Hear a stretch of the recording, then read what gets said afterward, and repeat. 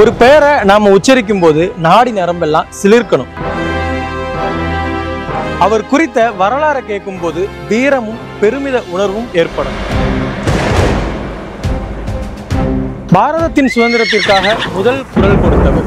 தன்னோட எல்கைக்குட்பட்ட பகுதியிலிருந்து ஒரு நெல்மணியை கூட ஆங்கிலேயருக்கு தர மறுத்தவர். முயல் சினந்து நாயை விரட்டும், மும்மத யானையை சேயும் விரட்டும், வீரத்தில் நேர்மை நிமிர்ந்து காட்டும் நெற்கட்டான் செவல் கோட்டை அன்றோ அப்படின்னு நாட்டுப்புற பாடல்கள் எல்லாம் இந்த நெற்கட்டான் செவலையும் பூலித்தேவர் அவர்களுடைய வீரத்தையும் நமக்கு பறைசாற்றிட்டு இருக்கு. அப்படியான இந்த நெற்கட்டும் செவல் கோட்டையையும் பூலித்தேவர் அவர்களுடைய வம்சத்தினரையும் தான் இந்த எபிசோட்ல நம்ம பார்க்க போறோம். வாங்க பார்க்கலாம்.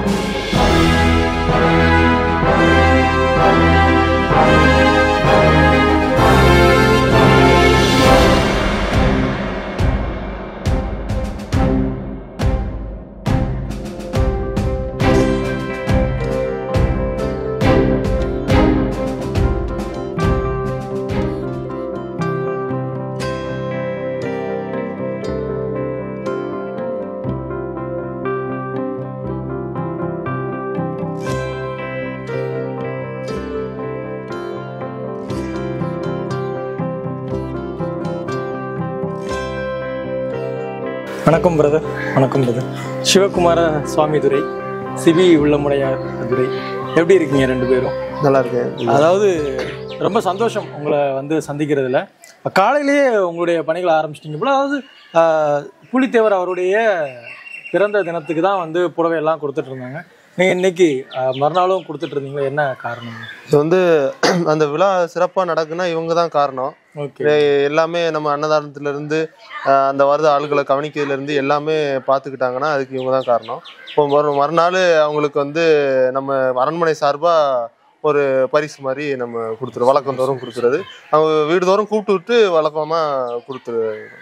வழக்கமா வருஷம் நடக்கிறது தான். பார்த்தோம், அவங்களும் அவ்வளோ ஹாப்பியா வாங்கிட்டு போனாங்க. ரொம்ப சந்தோஷமா. நம்ம மட்டும் காரணம் இல்லை, விழா இவ்வளவு சிறப்பாக நடக்குன்னா உள்ள வந்து நிறைய பேர் வேலை பார்க்குறாங்க. அதுல இவங்களோட பங்கு ரொம்ப முக்கியமான விஷயம் இல்லையா அது. அதான் இப்போ இந்த வீடு என்ன ரொம்ப பிரம்மாண்டமா இருக்கு, ரொம்ப அழகா இருக்கு. ஏன்னா அந்த பழமை மாறாம அப்படியே அதை மெயின்டைன் பண்றது ரொம்ப கஷ்டம் இல்லையா? நீங்க சின்ன சின்ன விஷயங்கள் ரெனோவேட் பண்ணியிருக்கீங்க, ஆனாலும் அந்த பழமை மாறாம அதை ரொம்ப அழகா அதை பாதுகாத்து வச்சிருக்கீங்க. இப்போ இதுல நம்ம முக்கியமா பேச வேண்டியது என்னன்னா, பூலித்தேவர் அவருடைய அந்த உருவம், அதை பத்தி நான் கண்டிப்பா கேட்கணும் அப்படின்னு ஆசைப்பட்டேன். அதை பத்தி சொல்றீங்களா? அவருடைய உருவம் வந்து உங்களுடைய தாத்தாவுடைய படம் தான். ஆமா ஆமா ஆமா. யாரோடதுன்னு பாத்துருவோம். இந்த தாத்தாவோட ஃபேஸ் தான் பூலித்தேவருக்கு. ஆக்சுவலா என்னன்னா, பூலித்தேவருக்கு வந்து ஃபேஸ் எதுவுமே கிடையாது. இவரோட ஃபேஸ் எப்படி இருப்பாரு என்ன ஏதுன்னு எந்த ஒரு ஐடியாவும் இல்லை.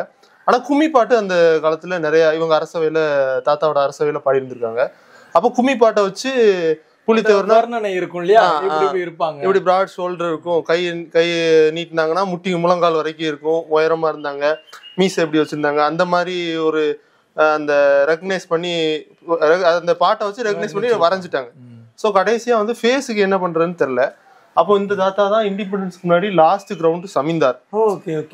இவங்க வந்து இப்போ அப்போ இருக்கும்போது சங்கரன் கோமதி அம்மன் கோயிலுக்கு வந்து தர்மஹாத்தாவெல்லாம் இருந்திருக்காங்க. ஸோ அவங்களோட ஃபேஸை பார்த்துட்டு இவங்க தான் லாஸ்ட் கிரவுண்ட் ஜமீன்தாரா இருக்காங்க, இவங்களோட ஃபேஸே வைங்க அப்படின்னு சொல்லி வச்சதுதான் பூலித்தேவர். இப்போ நம்ம எல்லா இடத்துலயும் உலகம் முழுவதும் பார்க்கக்கூடிய பூலித்தேவரோட ஃபேஸ் வந்து இந்த தாத்தாவோட ஃபேஸ். இவங்க பேர் வந்து புலி ராமசாமி பாண்டியன் என்ற புலித்துறை. புலி ராமசாமி பாண்டியன் என்ற புலித்துறை. ரொம்ப அவருக்கே அது ஒரு பெரிய ப்ரௌடா இருந்திருக்கும் இல்லையா? கண்டிப்பா. ஏன்னா அது வந்து அவங்களுடைய அந்த வழி வருது அப்படின்னா அவங்களுடைய முகத்தை எடுத்து வைக்கலாம்.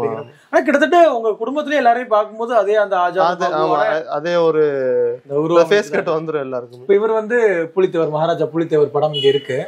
இந்த படம் தான் இங்க இவரோட ஃபேஸ் ரெகனைஸா வச்சுதான் இந்த ஃபேஸே இப்படிதான் இருக்கும் அப்படின்னு வச்சுட்டு. ஆனா அவ்வளவு ஆப்டா பொருந்தி இருக்கு இல்லையா? ஆமா கண்டிப்பா. இந்த படம் எப்போ இங்க இது ஃபர்ஸ்ட் டிராயிங்? இதுதான் ஃபர்ஸ்ட் டிராயிங். அந்த சொன்னேன்ல, இவங்க ஃபேஸ் வச்சு புலித்தேவர் இப்படிதான் இருப்பாருன்னு கொஞ்சம் ரெகனைஸ் பண்ணி வரைய ஆரம்பிக்கும் போது ஃபர்ஸ்ட் டிராயிங் இதுதான். அதை அப்படியே வரைஞ்சு அப்படி நம்மகிட்டே இந்த தாத்தா இருந்தாங்க. அதாவது இந்த தாத்தாவோட பையன், அதாவது என்னோட தாத்தா, இது வந்து அம்மாவோட தாத்தா, என்னோட தாத்தா இருந்தாங்க. அவங்ககிட்ட வந்து கிஃப்டா கொடுத்துட்டு போயிட்டாங்க. சூப்பர் வரைஞ்சு முதல்ல இந்த உலகம் வந்து பூலித்தேவர் அவர்களை இந்த இதான் ஃபர்ஸ்ட். ரொம்ப சந்தோஷமா இருக்காது இங்க பார்க்கும்போது. இந்த படம் என்ன, இது தர்மகர்த்தாவா இருக்காங்கன்னு சொன்னேன்ல சங்கரன் கோயில்ல. அப்போ வந்து அந்த கோயில் நிர்வாகம் சார்பா வந்து உண்டியல் என்றாங்க. இது தாத்தா உட்காந்து உண்டியல் என்றாங்க. இது எல்லாமே அங்க வேலை பாக்குறவங்க. இது உண்டியல் என்ற பணி கூட இந்த தர்பார்ல உட்கார்ந்து இருக்கிற அந்த மாதிரிதான் இது வந்து அந்த சங்கரகோமதி அம்மன் கோயில்ல வந்து தர்மகர்த்தா இருக்கும்போது உண்டியல் என்ற பணி.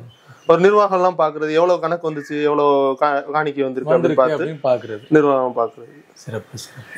இப்ப இந்த வீடை பத்தி சொல்லுங்களேன். இந்த வீடு எத்தனை ஆண்டுகள் பழமையான வீடு? இது வந்து இந்த தாத்தாவோட அப்பா கட்டினது. ஆமா, அவங்க பேரு புலி காத்தப்ப பாண்டியன். அவங்க இது சும்மா எப்படியும் ஒரு 250 இயர்ஸ் பழமையா இருந்தது. இவர் புலித்தேவர் ஆட்சி காலத்துலலாம் இது எப்படி இருந்திருக்கும்? இந்த இடம் எப்படி? இது வந்து கோட்டையா தான் இருந்தது. ஆனா பிரிட்டிஷ் எதிர்க்கும் போது அவங்க அதெல்லாமே டெமாலிஷ் பண்ணிட்டாங்க. காலி இடமா ரொம்ப. நான் ஒரு புக்கு காமிக்கிறேன், அந்த புக்ல பழைய போட்டோ எல்லாம் இருக்கும். ஒரு மண் சுவர் மாதிரி தான் எல்லாமே இருந்தது. அதாவது நம்ம இந்த வெளியில பார்க்கும்போது கூட ஒரு சின்ன ஆர்ச், அந்த ஆர்ச்சோட ரொம்ப மோசமான நிலைமையில தான் இருக்கு.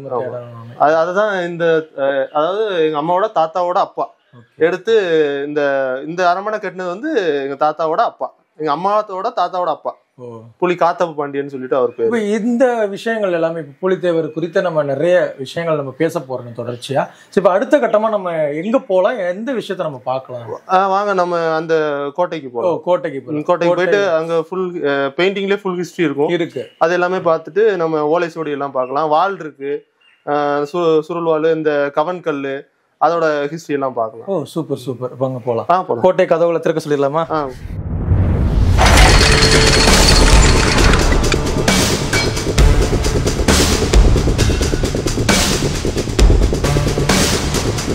கோட்டைக்கு வந்திருக்கோம். ரொம்ப பிரம்மாண்டமா இருக்கு. அதாவது ஒரு கோவில் போல அந்த அமைப்பு பண்ணியிருக்காங்க. இது ஆக்சுவலா இந்த கோட்டை வந்து எப்போ கட்டினது? இந்த கோட்டை வந்து அதான் நான் அப்போ ஸ்டார்டிங்ல சொன்ன மாதிரி ரொம்ப டெமாலிஷ் ஆகிருந்ததுதான். இதை வந்து புதுப்பிச்சது யாருன்னா கலைஞர் பீரியட்ல 1999ல எடுத்து கட்டினாங்க. ரொம்ப ஒரு அதான் நான் சொன்னேன்ல, ஒரு மண் சுவர் தான் இருந்துச்சு, அந்த மாதிரி கண்டிஷன்ல தான் இருந்தது. அதை புதுப்பிச்சு கட்டினது வந்து கலைஞர் 1999ல. ஆனா அது எவ்வளவு பெரிய ஒரு கோரிக்கையா இருந்திருக்கும் இல்லையா இங்க இருக்க எல்லா மக்களுடைய அந்த டைம்ல வந்து ஒரு அதுதான். இப்போ நம்ம சுற்றுலாத்தலமாக்கணும், சென்னையில செலவழிக்கணும், அந்த மாதிரி கோரிக்கைலாம் வச்சிடும். அந்த இதை வந்து ஒரு கோட்டையை எடுத்து இப்படி ஒருத்தர் இருந்திருக்காரு அப்படின்னு வெளியில கொண்டு வரவங்கதே பெரிய போராட்டமா தான் இருந்தது. அதுக்கு தாத்தா வந்து நிறைய ஸ்டெப் எடுத்து இது பண்ணி எல்லாம் கொண்டு வந்தாங்க. ரொம்ப ரொம்ப சந்தோஷம். ஏன்னா இவ்வளவு அழகா இந்த ஒரு முயற்சி எடுத்து பண்ணியிருக்காங்க அப்படிங்கும்போது அவ்வளவு சாதாரண ஒரு விஷயம் இல்லை. ஏன்னா முதல் ஃப்ரீடம் ஃபைட்டர், சுதந்திரத்துக்காக குரல் கொடுத்த முதல் இந்தியரும் கூட அவர். ஏன்னா எல்லாருமே வந்து ஆங்கிலேயருக்கு பயந்து கப்பம் கட்டிக்கிட்டு இருந்த சூழல்ல என்கிட்ட இருந்து ஒரு நெல்மணியை கூட நீங்க எடுத்துட்டு போக முடியாது அப்படின்னு சொல்லி குரல் கொடுத்து அதுக்காக போர் புரிந்தவர். ஏன்னா தொடர்ச்சியா அவருடைய பீரியட் நம்ம பார்த்தோம்னா நிம்மதியா அவர் வாழ்ந்திருப்பாரா அப்படின்னா அது சந்தேகமா தான் இருக்கு. ஏன்னா தொடர்ந்து அவருடைய மனைவியை இழக்கிறாரு, குடும்பம் உறவினர்களை இழக்கிறாரு, எல்லாரையும் இழக்கிறாரு, நண்பர்களை இழக்கிறாரு, நிறைய விஷயங்களை நம்ம பார்த்துட்டே இருக்கோம். ஆனா புலித்தேவர் அப்படின்னாலே வந்து ஒரு சின்ன ஒரு சாதிய வட்டத்துக்குள்ள நம்ம அவரை சுருக்கிறோம். இதெல்லாம் பார்க்கும்போது உங்களுக்கு எப்படி இருக்கு? அவருடைய வரலாறு பத்தி கொஞ்சம் தெளிவா சொல்லுங்க. அதான் ஸ்டார்டிங்ல வந்து அவர் 1715ல தான் பிறந்திருக்காங்க. அது வந்து இவங்க வந்து நம்ம ஃபேமிலி எப்படின்னா பாண்டியன் ஒரிஜின் தான், பாண்டிய வம்சத்தை சார்ந்த தான். 1300ல வரகுண சிந்தாமணி பாண்டியன் சொல்லிட்டு அவங்க தான் எல்லாத்துக்குமே மூதாதையர். அவங்கள்ல இருந்து 10ஆவதா வந்த மன்னர் தான் நம்ம புலித்தேவர். அந்த டைம்ல நாயக்கர் ஆட்சியில் இருந்ததுனால பாளையக்காரரா இருந்திருக்காங்க. ஸோ அது வந்து 10ஆவது மன்னர் தான் நம்ம காத்தப்ப புலித்தேவர்னு, காத்தப்ப பாண்டியன் இயற்பேரு, பின்னால புலித்தேவர்னு பேரு, சிறப்பு பேர் கொடுக்குறாங்க. இவர் வந்து என்னன்னா 1715ல தான் பிறந்தாரு. 11 வயசுல பட்டம் சுட்டிடுறாங்க இவருக்கு. இங்க உள்ள இவங்களுக்கு இந்த வால் சண்டை இங்க வந்து எல்லாருக்குமே எங்க ஊரை பொறுத்தளவுக்கு எல்லாருக்குமே சிலம்பம் தெரியும், சுருள் வால் தெரியும், சின்ன பசங்க எல்லாருக்குமே தெரியும். அது எல்லாமே இளஞ்சியில போய் கத்துக்கிறாங்க. அங்க இப்போ நாங்க சிலம்பம் சுத்த ஆரம்பிக்கிறோம்னா சுத்திட்டு இளஞ்சியை பார்த்து ஒரு வணக்கம் வச்சுட்டு தான் சிலம்பம் சுத்துவோம். ஸோ அந்த மாதிரி இளஞ்சியில இருந்து தான் கத்துக்கிறாங்க. இறைப்பணி சிவபக்தர், பெரிய சிவபக்தர். நம்ம கோபதீரன் கோயில் எடுத்துக்கிட்டுறது. கடைசியா நீங்க சங்கரன் கோயில் போனாலும் தெரியும், சங்கரகோமதி கோயிலுக்கு பின்னாடி வந்து வேலப்ப தேசிகர்னு சொல்லிட்டு ஒரு ஆலயம் இருக்கு. அதான் தாத்தாவோட குரு. அவங்க அங்கே ஜீவ சமாதம் இருக்காங்க. ரெண்டு பேருமே ஒரு கோயின்சிடன்ஸ் என்னன்னா, ரெண்டு பேருமே ஒரே இடத்துல மறைஞ்சதுதான் ஒரு கோயின்சிடன்ஸ். ரொம்பவே சிரமப்பட்டு இந்த கோட்டையை வந்து புதுப்பிச்சிருக்காங்க. ஏன்னா பழமை மாறாம ஒரு விஷயத்தை திரும்ப கொண்டு வர்றது வந்து ரொம்ப பெரிய விஷயம். அதுக்கு வந்து ஊர் மக்களுடைய ஒத்துழைப்பும் உங்க குடும்பத்தினருடைய அந்த உதவியும் வந்து ரொம்ப பெரிய விஷயம் இல்லையா? அதை மறக்க முடியாது. ஏன்னா இதுக்காக அந்த நிலம் கேட்டப்போ நீங்க தான் கொடுத்தீங்க அப்படிங்கிற மாதிரி சொல்லியிருந்தாங்க. ஆமா, நம்ம தாத்தா மாதிரி தான் கொடுத்தாங்க. அதாவது மொத்த கோட்டை வந்து 3 ஏக்கரு. 3 ஏக்கர்ல வந்துட்டு நாங்கள் கவர்மெண்ட்ல இருந்து நாங்கள் இப்படி இப்போ கோட்டை எடுத்து சீரமைக்க போறோம், பப்ளிக் காண்டி இது பண்ண போறோம் அப்படின்னு சொல்லி 3 ஏக்கருமே கேட்டாங்க. அப்ப தாத்தா வந்துட்டு ஒரு என்ன பண்ணாங்கன்னா, 3 ஏக்கரே ஓட்ட கொடுத்தோம்னா நாங்க ஊரை விட்டு போற சூழ்நிலை வந்துடும் அப்படின்னு சொல்லிட்டு 1.5 ஏக்கரை நீங்க பராமரிங்க, 1.5 ஏக்கர்ல நாங்க இருக்கோம் அப்படின்னு சொல்லிட்டு பிரிச்சதுதான் இந்த கோட்டை. இப்போ இந்த ரோட்டுக்கு இந்த சைடு ஃபுல்லா கவர்மெண்ட் இருக்கும், அந்த ரோட்டுக்கு அந்த சைடு ஃபுல்லா நம்மளோடது. நீங்க நம்ம என்ட்ரன்ஸ் கூட பாத்துருப்பீங்க, கொஞ்சம் பழைய பில்டிங் ஆசாரம்பாங்க. அது வந்து எமர்ஜென்சி டயத்துல அந்த ஜமீன்தார் மன்னர்லாம் வந்து நிக்கிற இடம்.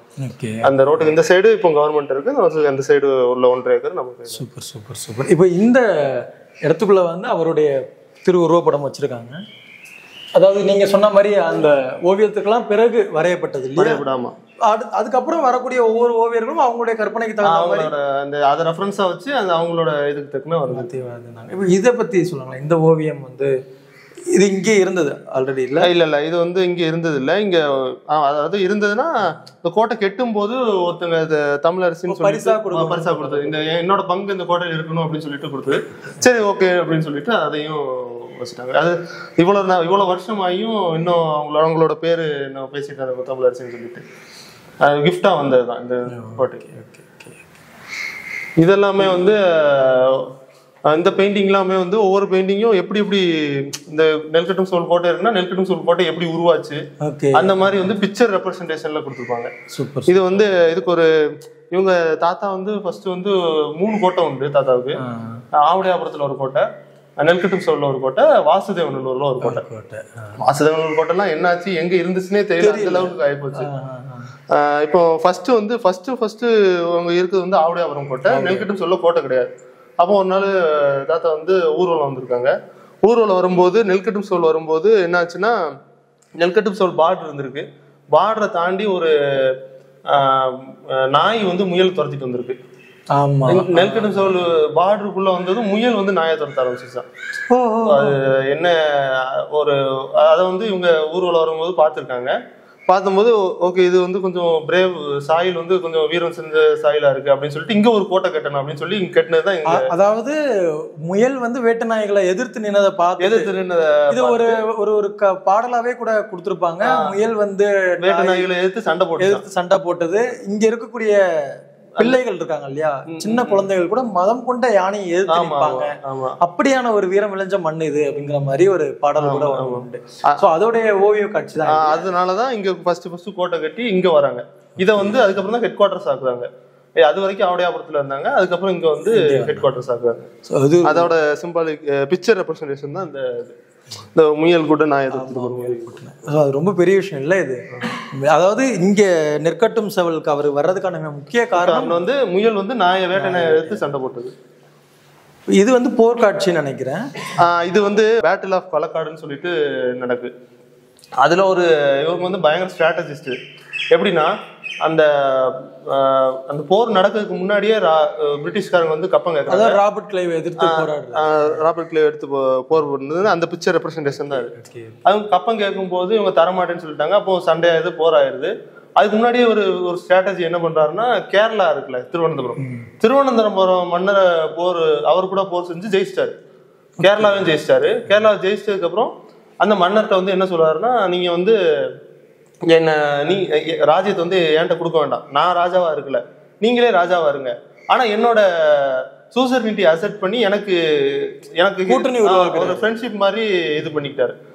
அவங்க ரொம்ப சந்தோஷம். அதாவது முதல்ல வந்து சுதந்திரத்துக்கு முன்பே வந்து கூட்டணி வச்சு ஒரு எதிரிய வீழ்த்தணும் அப்படிங்கறத அவர் தான் கொண்டு வர்றாரு. இது வந்து அவங்க ஃப்ரெண்ட்ஷிப் ஒரு நட்பு நாடா ஆக்கிக்கிட்டாருன்னு வைங்களேன். நான் இப்ப அவர் டேக் ஓவர் பண்ணியிருந்தாருன்னா அது வந்து ஒரு பகை மாதிரி நாடாவே இருந்திருக்கும். அவர் நீங்களே ஆட்சி பண்ணுங்க, ஆனா எனக்கு எதுவும் ஹெல்ப்னா வந்து பண்ணணும் வைக்கணும் ஒரு ஃப்ரெண்ட்ஷிப் ஆக்கிட்டாரு. ஆகினதுக்கு அப்புறம் அந்த களக்காடு வந்து மலை பகுதி, திருநெல்வேலியில மலைக்கு இந்த சைடு வந்து போர் நடந்துட்டு இருந்திருக்கு. அப்போ வந்து இந்த மறவர் படை இவங்க 5 படை வச்சிருந்தாங்க. அந்த 5 படையும் கீழே சட்டை போட்டு இருந்திருக்காங்க. இவர் ஒரு ஸ்ட்ராட்டஜி என்ன பண்றாருன்னா, கேரளா திருவிதாங்கூர் படையை வந்து அவங்ககிட்ட ஆப்போசிட் டீம்கிட்ட காமிக்கவே இல்லை, பிரிட்டிஷ்கார்ட்ட காமிக்கவே இல்லை. மலைக்கு அந்த சைடு பதுக்கிட்டாரு. மலைக்கு அந்த சைடு பதுக்குனதும் அவங்க முன்னாடியே ஸ்பை எல்லாம் வச்சு பார்த்து இவ்வளவுதான் படம் இருக்குன்னு வந்து சண்டை போட்டுட்டு இருக்காங்க. அப்போ சண்டை நடந்துட்டு இருக்கும்போது அந்த சைடு உள்ள படையை உள்ள இறக்கிட்டாரு, திருவிதாங்கூர் படையை. அந்த போர்ல ஜெயிச்சிட்டாரு. அதாவது அவருடைய முதல் வெற்றி, அதாவது 20 வயதிலே வந்து அவரு ஒரு போருக்கு போறாரு அப்படிங்கும்போது அதுக்கு ஒரு என்ன வரலாறு சொல்றாங்க அப்படின்னா, அந்த ஆடுகளை வந்து ஆணிரைகளை கவர்ந்துட்டு போன உடனே பசுவை கவர்ந்துட்டு போயிட்டு அது வந்து சிவகிரியில இருந்து ஒரு அங்க வந்து பசுவை கவர்ந்துட்டு போயிருந்தாங்க. அப்போ இவர் வந்து மதுரையில இருந்திருக்காரு. அப்போ இவங்களோட தாத்தாவோட ஒய்ஃப் பேர் வந்து கயல்கனி நாச்சியாரு. அவங்களோட அண்ணன் வந்து சவணத்தேவன் சொல்லிட்டு அவங்க ஒரு படை தளபதி. அவங்க வந்து அவங்க தான் இருந்திருக்காங்க இங்க இன்சார்ஜா. அப்போ வந்து பசுவெல்லாம் கலந்துட்டு போகும்போது அவங்க போய் போர் செஞ்சிருக்காங்க. சவுனத்தேவன் சொல்லிட்டு அவர் போய் போர் செஞ்சாரு. அந்த போர்ல வந்து அவர் இறந்துட்டார். இறந்ததுக்கு அப்புறம் அந்த இறந்த நியூஸ் வந்து இவர் மதுரையில இருந்திருக்காரு, மதுரைக்கு போயிருக்கு. மதுரையில இருந்து டைரக்டா கோட்டைக்கு வந்துட்டு அந்த ஆணையரை பசுவெல்லாம் போய் கைப்பற்றிட்டு வரன்ட்டு இவர் இங்க இருந்தே போர் செஞ்சுட்டு போறாராம். வாசுதேவனூர் வந்து சிவகிரி போற அளவுக்கு இன்னும் போனாலும் வயக்காடா இருக்கும். அது ஒரு பாட்டுல கூட சொல்லியிருப்பாங்க, வயல் காடெல்லாம் பிணக்காடாக மாறியது அப்படின்னு சொல்லிட்டு அங்க போயிட்டு அந்த ஆணையரை எல்லாம் பசுவெல்லாம் திரும்ப கொண்டு வந்து வர்றாரு. அது அவருடைய முதல் வெற்றி. அதுக்கு அடுத்து ஏன்னா அந்த வெற்றி தான் வந்து தென் தமிழகத்துல ஃபுல்லா வந்து தென்னிந்தியாவிலேயே வந்து அவரை வந்து தெரியப்படுத்துது. ஆமா, ஓகே, யாரு மன்னர் திரும்பி பாக்குறாங்க அப்படிங்கிறது. சோ அதுக்கு அடுத்த கட்டமா அவர் எடுக்கக்கூடிய எல்லாமே, அதுக்கு அடுத்து வர்றதுதான் இந்த பேட்டில் ஆஃப் களக்காடு எல்லாமே நடக்குது. அது ஸ்டார்டிங் இனிஷியல் வந்து அந்த பசுவை கொண்டு வர்றது, திரும்ப கொண்டு வர்றது. அப்ப வந்து இந்த போருடைய துவக்கமாவே அந்த பசுவை கவர்ந்துட்டு வர்றதா இருக்கும். அதுல யார் ஜெயிக்கிறாங்களோ அப்படிங்கிற அந்த ஒரு இது விஷயம். பசுதான் அப்போ உள்ள வெல்த், அந்த வெல்த்தை கவர்ந்துட்டு போறதுதான் ஒரு நோக்கமாக இருக்கு.